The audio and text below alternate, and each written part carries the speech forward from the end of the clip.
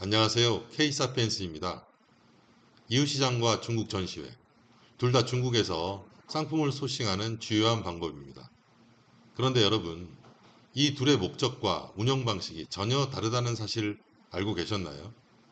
이번 영상에서는 중국 전시회와 이웃시장의 결정적인 차이와 초보 셀러분들이 반드시 먼저 가야 할 곳은 어디인지에 대해 확실하게 알려드리겠습니다. 그리고 끝까지 시청하시면 단톡방에서 무료로 전자책을 받아볼 수 있는 방법도 안내해 드릴게요.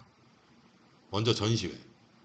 예를 들어 광저우에서 열리는 캔톤 페어나 선전, 상하이 등지의 전문 산업 전시회들이 있죠. 이런 전시회들은 업체가 제품을 홍보하기 위해 나오는 B2B 박람회입니다. 중국 각지의 공장과 무역회사가 미리 부스를 신청해서 수입업자나 바이어들을 대상으로 신제품을 소개하고 명함을 주고받고 향후 상담 일정을 잡는 게 주된 목적입니다.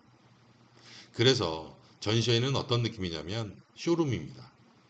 실제 물건의 대량 유통보다는 브로셔, 모형, 샘플 위주로 진열되어 있는 경우가 많습니다. 즉, 지금 당장 이 제품을 사가거나 샘플을 들고 오기는 어렵습니다. 상담을 하고 추후에 공장과 다시 컨택해서 생산이나 가격 협의를 이어가는 구조입니다. 특히 MOQ가 크고 개발이 필요한 프로젝트성 상품이 많습니다. 반면에 이웃시장은 완전히 다릅니다. 이유는 실제 유통되는 상품이 실제 거래되는 현장입니다. 전시회가 쇼룸이라면 이유는 공장 직영 창고형 매장에 가까운 셈이죠.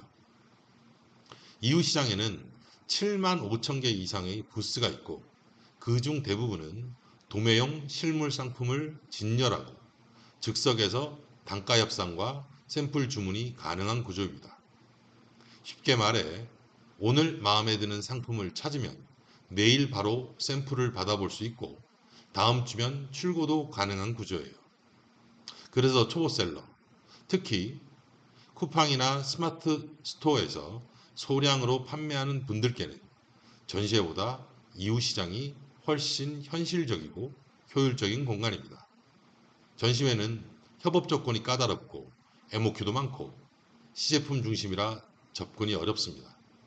하지만 이유는 오히려 MOQ 조건이 유연하고 가격도 협상이 가능하고 상품도 바로 확인이 가능합니다. 그런데 여기서 중요한 사실 하나. 많은 초보 셀러분들이 이웃시장 앱에서 가격을 보고 이렇게 말합니다. 1688보다 비싸다. 전시회는 더 신제품도 많고 고급져 보이던데요. 이건 이웃시장을 겉으로만 본 판단입니다. 이웃시장 앱에 올라온 가격은 대개 협상 여지를 남긴 가격입니다. 이미 1688 단가를 기준으로 가격이 설정되어 있고 직접 오는 바이어를 위해 룸이 포함된 가격을 올리는 겁니다. 그리고 이후 앱에는 상품이 전부 등록되어 있지도 않습니다. 상품 종류가 워낙 많고 1688처럼 상세 페이지 운영을 대행사에 맡기지도 않다 보니 대부분 이런 카테고리 상품을 팔고 있습니다. 수준의 정보만 제공하는 경우가 많습니다. 그래서 앱으로만 판단하면 오산입니다. 또 하나, 이후에서는 실제로 눈을 보고 말하면서 내고가 가능합니다. 바로 이 부분이 가장 큰 차이입니다. 전시회에서는 내고가 거의 불가능합니다. 가격은 나중에 따로 이야기하자는 분위기이고 실무자도 아닌 경우가 많습니다. 하지만 이웃시장에서는 바로 그 자리에서 이거 MOQ 몇 개예요? 포장 바꾸면 얼마예요? 몇 개부터 샘플 되나요? 이런 식의 대화를 할 수 있습니다. 이게 가능한 이유는 이웃시장 자체가 현장 중심의 유통시장이기 때문입니다. 그리고 우리가 중요하게 봐야 할 건 바로 이겁니다.